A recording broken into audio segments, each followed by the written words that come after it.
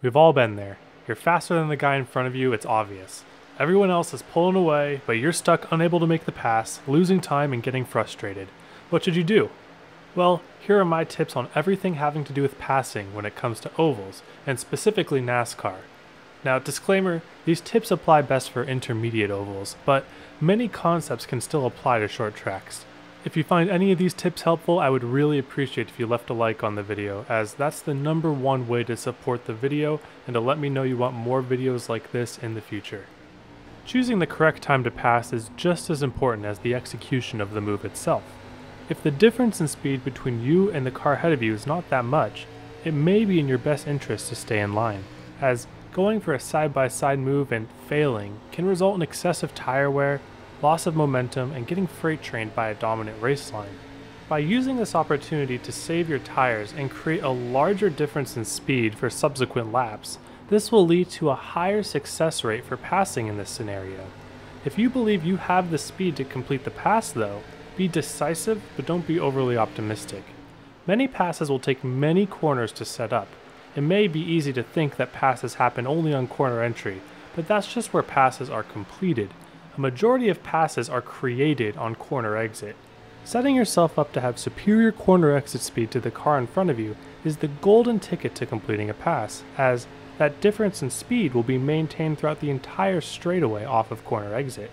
By trying to make up time strictly on corner entry, you're probably going to end up burning your tires, having to deal with dirty air, and hurt your corner center because you're going to have to woe down eventually. Here are some methods on how to set up passes using these principles. The easiest passes are the ones where you don't have to do any work. Keeping your opponent out of their comfort zone will make even the most experienced racers falter. Here are some ways to force mistakes and how to capitalize on them. Feign a move.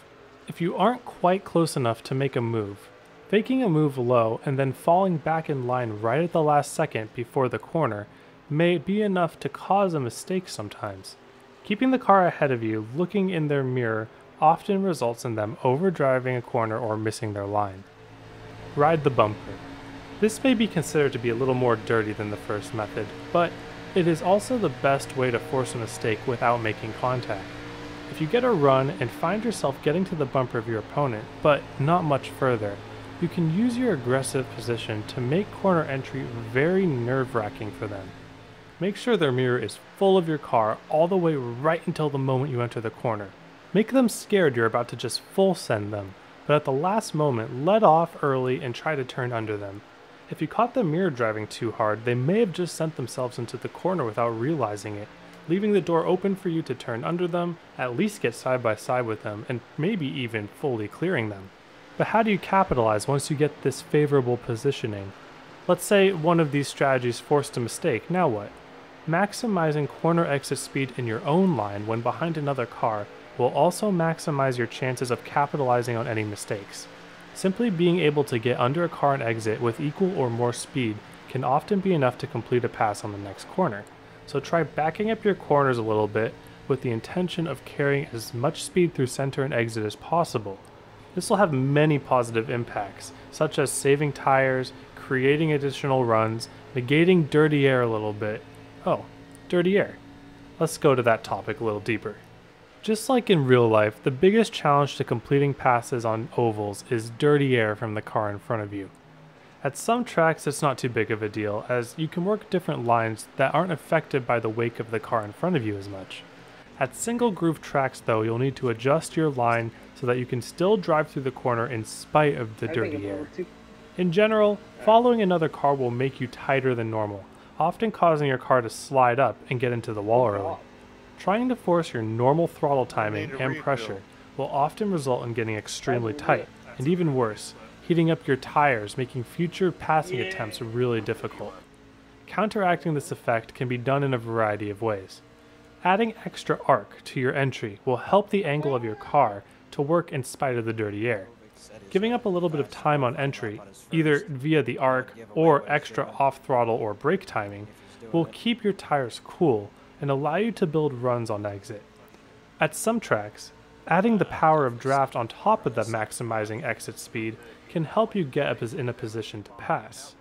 Conversely, utilizing dirty air is the best way to defend your position. The most intense dirty air effect happens when a car cuts across the nose of your car after corner entry. Because of this, the best defensive line is usually a big arc that ends up with you cutting across the nose of your opponent. This usually will shoot them up the track and cause them to have to back off, check up, and lose multiple tenths. Be aware though, this move won't work on the car behind you if they're close enough because they can just go for the dive bomb. The dive bomb is the best way to complete passes when you're side by side on a straightaway. This is done by overdriving entry and clearing the car on your outside by the center of the corner and then checking up a little bit more so that you can make exit. Sliding up in front of the corner may even dump dirty air on the car behind you, which will prevent any crossover attempt.